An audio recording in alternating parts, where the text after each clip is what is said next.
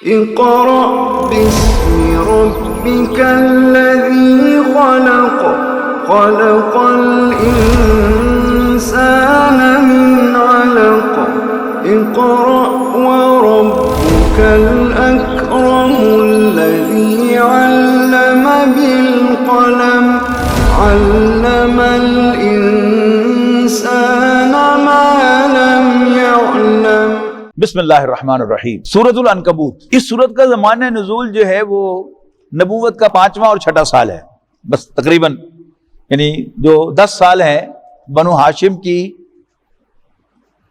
اندر جو آپ نے گزارے ہیں، یعنی سن 1090 میں ابو طالب کا انتقال ہوا تو نبی اکرم صلی اللہ علیہ وسلم کو بنو ہاشم سے نکال دیا گیا، تو وہ 10 سال ہیں جب آپ بنو ہاشم کے فرد شمار ہوتے تھے تو آپ ہاشمی، لیکن قبائلی نظام تھا، جب قبائلی سردار نے نکال دیا تو وہ نکل گیا خاندان بنو ہاشم سے۔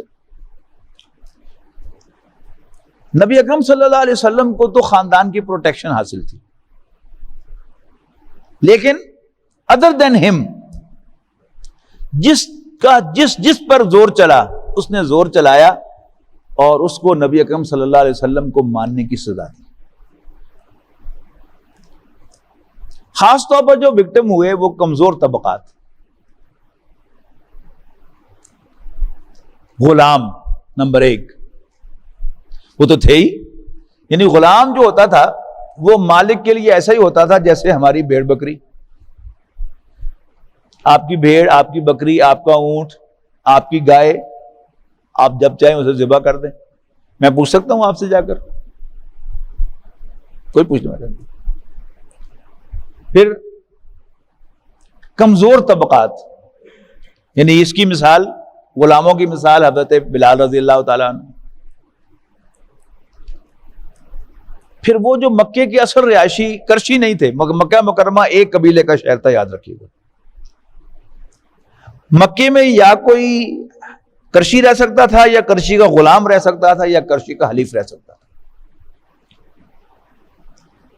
آل یاسر جو تھے، حضرت یاسر رضی اللہ تعالیٰ عنہ اور ان کی بیوی حضرت سمیہ، ان کے بیٹے عمار ابن یاسر، یہ خاندان باہر کا تھا، اور جیسے اب ہم سعودی عرب جاتے ہیں یا کسی دوسرے عرب ملک میں جاتے ہیں تو ہمارا کوئی کفیل ہوتا ہے اور وہ ہولی سولی آپ کا انچارج ہوتا ہے، اور وہ حلیف تھا ابو جہل کا، لہذا ابو جہل کو دسترس حاصل تھی اس خاندان پر، اس نے تشدد کیا۔ پھر نوجوان، حضور صلی اللہ علیہ وسلم کو بھی آپ دیکھیں نا کہ باہر سے تو کوئی آپ پر تشدد نہیں کر سکتا تھا، یعنی 2 واقعات وہ ابو جہل کے ہیں کہ انسٹنٹینیس ریئیکشن کے طور پر کہ فلاں جگہ ایک اونٹ ذبح ہوا ہے، اس کی اوجری پڑی ہوئی ہے کہ جو لا کے ڈال دے اس کے اوپر، ہے کوئی اس کے گلے میں پھندا ڈال دے، 2 واقعات وہ ہیں۔ باقی نبی اکرم صلی اللہ علیہ وسلم پر دست درازی نہیں ہوئی۔ لیکن ابو لہب سگا تایا ہے رسول اللہ صلی اللہ علیہ وسلم، وہ اور اس کی بیوی یہ حضور صلی اللہ علیہ وسلم کو ستاتے تھے، کانٹے بچھاتے تھے، اور حضور صلی اللہ علیہ وسلم کی 2 بیٹیاں نکاحی ہوئی تھیں ابو لہب کے 2 بیٹوں کے ساتھ، حضور کو گھر بلا کر دونوں کو طلاق دلوائی ہے۔ بیٹیوں والے سمجھ سکتے ہیں ہاؤ ہاریبل از دیٹ کہ کسی کی 2 بیٹیوں کو ایک ہی دن طلاق ہو جائے تو what happens to him؟ گر جاتا ہے کہ نہیں فوراً؟ لیکن آپ کی استقامت تھی کہ آپ نے سرنڈر نہیں کیا۔ یہ وہی 2 بیٹیاں ہیں نبی اکرم صلی اللہ علیہ وسلم کی جو پھر ون آفٹر دی ادر حضرت عثمان رضی اللہ تعالیٰ عنہ کے نکاح میں آئی، حضرت رقیہ اور حضرت ام کلثوم رضی اللہ تعالیٰ عنہما۔ نوجوانوں پر تشدد، اس میں سب سے بڑی مثال جو ہے وہ حضرت مصعب بن عمیر رضی اللہ تعالیٰ عنہ کی ہے۔ فرمایا الف لام میم احسب الناس ان یترکوا ان یقولوا آمنا وهم لا یفتنون۔ اقبال نے کہا نا کہ یہ شہادت گہے الفت میں قدم رکھنا ہے، لوگ آسان سمجھتے ہیں مسلمان ہونا۔ لا الہ الا اللہ محمد رسول اللہ کہنے کے بعد کوئی مال روڈ پہ چلنا جو ہے وہ کارپیٹ بچھ نہیں جاتا آپ کے لیے، مصائب کا آغاز ہو جاتا ہے۔ تو احسب الناس ان یترکوا، کیا لوگ یہ سمجھتے ہیں کہ وہ چھوڑ دیے جائیں گے، ان یقولوا، یہ کہنے کے بعد، آمنا، کہ ہم ایمان لے آئے ہیں، وہم لا یفتنون، اور انہیں آزمایا نہیں جائے گا۔ وَلَقَدْ فَتَنَّا الَّذِينَ مِنْ قَبْلِهِمْ، ہم تو ان سے پہلوں کو خوب آزما چکے، فَلَيَعْلَمَنَّ اللَّهُ الَّذِينَ صَدَقُوا وَلَيَعْلَمَنَّ الْكَاذِبِينَ۔ لفظی ترجمہ ہوگا تاکہ اللہ تعالیٰ خوب جان لے کہ سچے کون سے ہیں اور خوب جان لے جھوٹے کون سے ہیں۔ لیکن چونکہ اللہ تعالیٰ جو ہے وہ اس کے لیے تین زمانے نہیں ہیں، ماضی، حال، مستقبل، وہ آنے واحد میں ماضی کو بھی جانتا ہے، حال کو تو جانتا ہی ہے، مستقبل کو بھی جانتا ہے۔ لہذا محتاط ترجمہ کیا ہے؟ تاکہ اللہ تعالیٰ معلوم کروا دے، واضح کر دے کہ سچے کون سے ہیں اور جھوٹے کون سے۔ ام حسب الذین یعملون السیئات، کیا وہ لوگ کہ جو برائیاں کرتے ہیں سمجھتے ہیں ان یسبقونا، کہ وہ ہم سے بازی لے جائیں گے؟ ساء ما یحکمون، وہ غلط فیصلے کر رہے ہیں۔ they misunderstand۔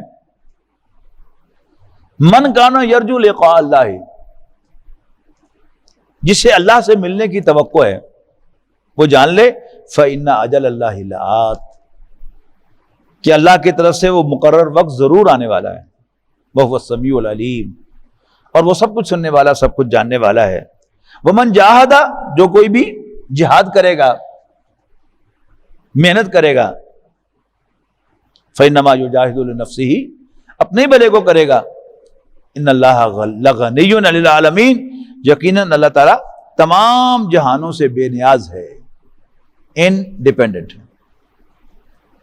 والذین آمنوا وعملوا الصالحات، اور وہ لوگ جو ایمان لائیں گے اور اچھے عمل کریں گے، لنکفرن عنہم سیئاتہم، ہم ضرور ان کی برائیوں کو ان سے دور کریں گے، ولنجزینہم احسن الذی کانوا یعملون، اور ہم ضرور جزا دیں گے ان کو ان کے عملوں سے بہت بہتر جو وہ کیا کرتے تھے۔ وَوَصَّيْنَا الْإِنسَانَ بِوَالِدَيْهِ، اور ہم نے انسان کو اس کے والدین کے بارے میں وصیت کی ہے، حسنا، اچھی، وَإِن جَاهَدَاكَ، یعنی والدین کے حقوق ہیں، ہماری نصیحت ہے کہ ان کے ساتھ اچھا سلوک کرو۔ اور پڑھ کے آئے ہم سورۃ بنی اسرائیل میں، ان کے سامنے اف تک نہ کہو، کافر بھی ہوں پھر بھی ان کو کمپنی دو، ان کے حقوق ادا کرو۔ وَإِن جَاهَدَاكَ عَلَىٰ أَن تُشْرِكَ بِي، لیکن اگر وہ تمہیں فورس کریں کہ تم میرے ساتھ کسی کو شریک بناؤ، مَا لَيْسَ لَكَ بِهِ عِلْمٌ، جس کے لیے تمہارے پاس کوئی دلیل نہ ہو، فَلَا تُطِعْهُمَا، تو ان کا کہنا نہ ماننا، إِلَيَّ مَرْجِعُكُمْ، میری جانب تمہارا لوٹ کے آنا ہوگا، فَأُنَبِّئُكُمْ بِمَا كُنتُمْ تَعْمَلُونَ، تو پھر میں تمہیں جتلاؤں گا تمہاری کرتوتیں جو تم کیا کرتے تھے۔ جب یہ جو والدین کے حقوق، حضرت سعد بن ابی وقاص کی والدہ نے بھوک ہڑتال کر دی، اب ایک شریف بچہ کتنا ریزسٹ کر سکتا ہے اس کو؟ پنجابی جنوں لت چڑھ دی پرواہ نہ ہوئے، اس کو تو کیا پرواہ ہے، لیکن جو شریف بچہ ہے اس کی تو جان پہ بنائے گی کہ میری ماں کھانا نہیں کھا رہی۔ حضرت مصعب بن عمیر رضی اللہ تعالیٰ عنہ ایک یتیم لڑکے تھے، ان کا باپ بہت امیر آدمی تھا، چچا کی کسٹڈی میں تھے، لیکن چچا نے پالنے کا حق ادا کیا ہوا تھا، شاید باپ بھی زندہ ہوتا تو اتنے ناز رخرے برداشت نہ کرتا۔ شام سے ان کا جوڑا سل کے آتا تھا، جیسے جواہر لال نہرو کے بارے میں آتا ہے کہ جب تک انہوں نے کھدر پہننا شروع نہیں کیا تھا اور سوٹ پہنا کرتے تھے، پیرس سے ان کا جوڑا سل کے آتا تھا۔ انڈیا میں وائس رائے کے بعد پہلی کار جو ہے وہ اسی خاندان کے پاس آئی تھی، نہرو خاندان کے پاس۔ دے کوڈ افورڈ، تو پیرس سے جوڑا سل کے آتا تھا۔ مصعب بن عمیر کا جوڑا بھی شام سے سل کے آتا تھا، اور اتنا پرفیوم لگاتے تھے کہ جس راستے سے گزر جائیں گھنٹوں بعد لوگوں کو بھی پتا چلتا رہتا تھا کہ آج یہاں سے مصعب گزرا ہے۔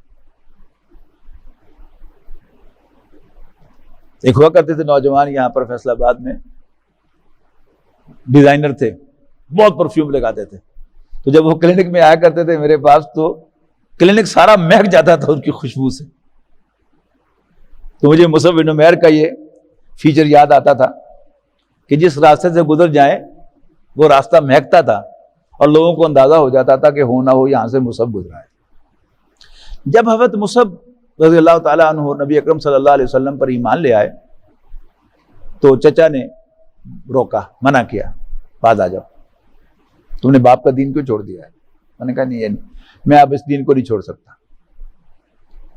تو چچا نے کہا کہ پھر یہ جو عیش کر رہے ہو تم، یہ تو مشرک باپ کی کمائی پہ کر رہے ہو، یہ عیش بھی چھوڑ دو. ان کے سر چچا جی چھوڑ دیتا ہوں، نکل جاؤ اس گھر سے. اچھا جی میں چلا جاتا ہوں.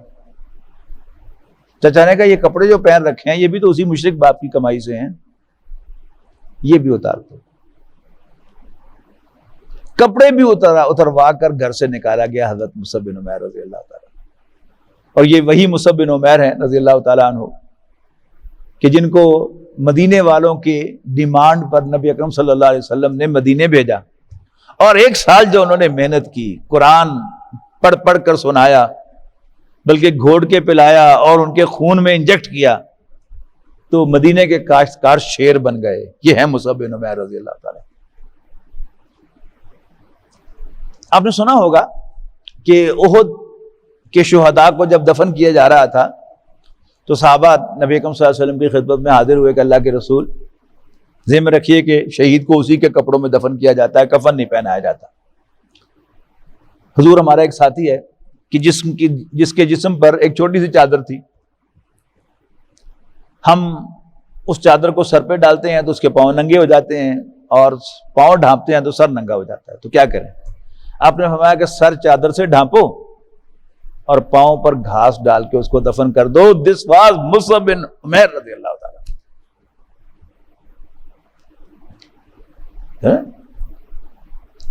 اور غلام اس کا ریپرزینٹیٹو حضرت بلال رضی اللہ تعالیٰ عنہ کہ امیہ بن خلف نے انہیں ان کے جسم پر بھاری پتھر رکھ کر عرب کی گرمی میں پتھریلی زمین پر اوندے منہ گھسیٹا تھا رسی باندھ کر. پوچھتا تھا بار بار اب بتا تیرا رب کون ہے؟ وہ کہتے تھے احد، ایک ہے، تو میرا مخدوم ہے، تیری خدمت کروں گا، لیکن تو میرا رب نہیں ہے، میرا رب اللہ ہے.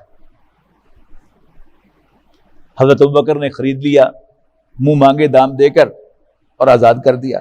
جب تشدد بڑھا صحابہ کرام پر تو اسی صورت میں وہ آیت آئی یا عبادی الذین آمنوا ان ارضی واسعہ ایایا فاعبدون. اے میرے وہ بندو جنہوں نے جو ایمان لائے ہو، میری زمین وسیع ہے لیکن تمہیں بندگی میری کرنی ہے، یہاں نہیں کر سکتے وہاں چلے جاؤ، وہاں نہیں کر سکتے وہاں چلے جاؤ.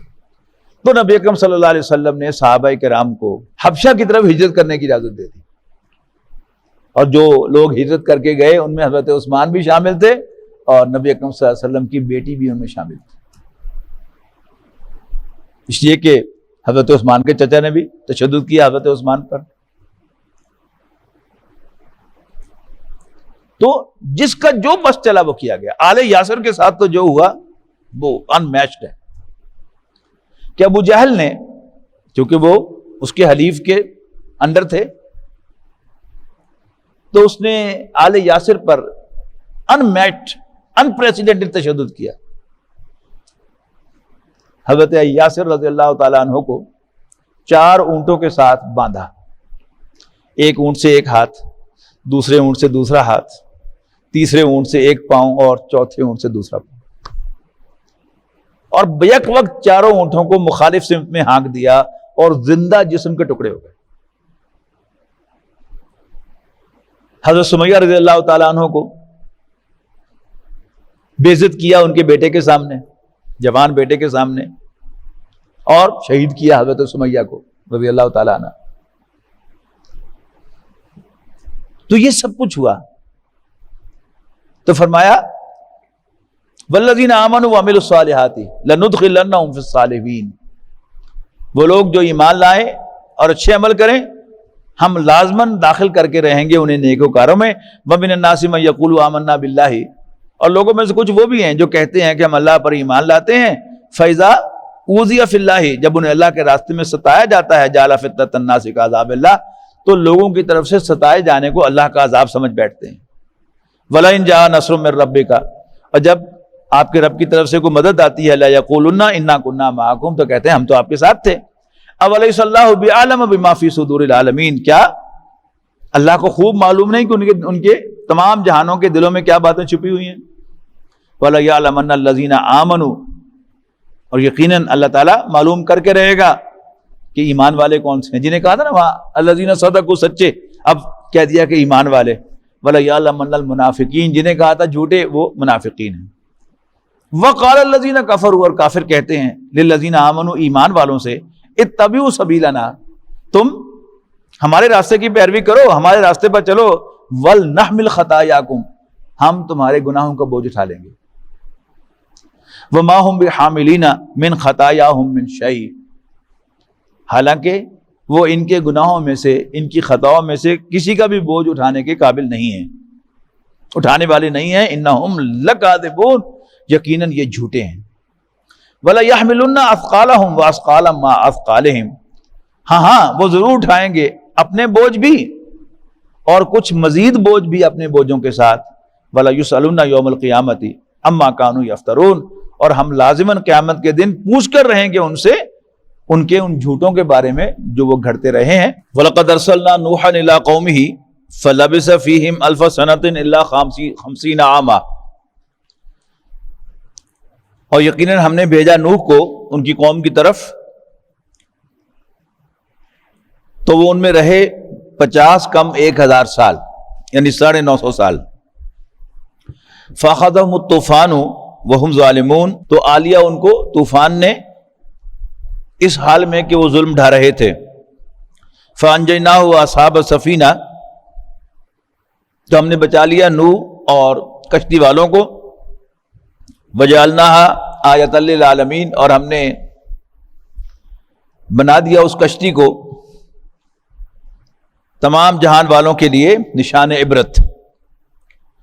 وَإِبْرَاهِيمَ إِذْ قَالَ لِقَوْمِهِ، اور یاد کرو ابراہیم کو جب انہوں نے اپنی قوم سے کہا اعبدوا اللہ واتقوہ، اللہ کی عبادت کرو اور اس سے ڈرو۔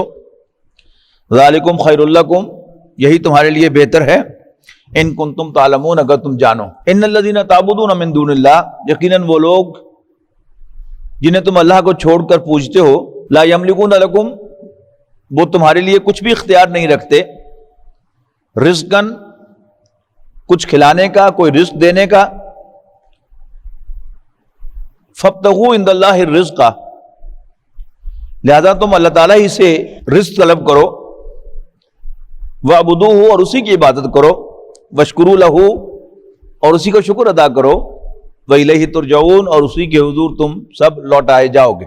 وَإِن تُكَذِّبُوا، اور اگر تم جھٹلاؤ گے، فَقَدْ كَذَّبَ أُمَمٌ مِّن قَبْلِكُمْ، تم سے پہلے بھی بہت سی قوموں نے انکار کیا، پیغمبروں کو جھٹلایا۔ وَمَا عَلَى الرَّسُولِ إِلَّا الْبَلَاغُ الْمُبِينُ، اور رسول کے ذمہ تو صرف وضاحت کے ساتھ پہنچانا ہوتا ہے، اور وہ میرے پیغمبر کر رہے ہیں صلی اللہ علیہ وسلم۔ اولم یرو، کیا انہیں کبھی غور نہیں کیا، کیف یبدی اللہ الخلق ثم یعیدہ، کہ کیسے اللہ تعالیٰ تخلیق کی ابتدا فرماتا ہے اور پھر وہ اس کا اعادہ کرتا ہے یا اعادہ کرے گا۔ ان ذالک علی اللہ یسیر، یقیناً ایسا کرنا اللہ تعالیٰ پر بہت آسان ہے۔ قل سیروا فی الارض، اے نبی کہو کہ ذرا زمین میں گھومو پھرو، فانظروا، پھر دیکھو، کیف بدا الخلق، کیسے اللہ نے تخلیق کی ابتدا کی ہے، ثم اللہ ینشئ النشأۃ الآخرہ، پھر اللہ ہی عطا کرے گا زندگی آخرت کی۔ ان اللہ علی کل شیء قدیر، بے شک اللہ تعالیٰ ہر چیز پر قادر ہے۔ یعذب من یشاء ویرحم من یشاء، اللہ تعالیٰ جسے چاہے گا سزا دے گا اور جس پہ چاہے گا رحم فرمائے گا۔ وإلیہ تقلبون، اور اسی کی طرف تم لوٹائے جاؤ گے۔ وما انتم بمعجزین فی الارض،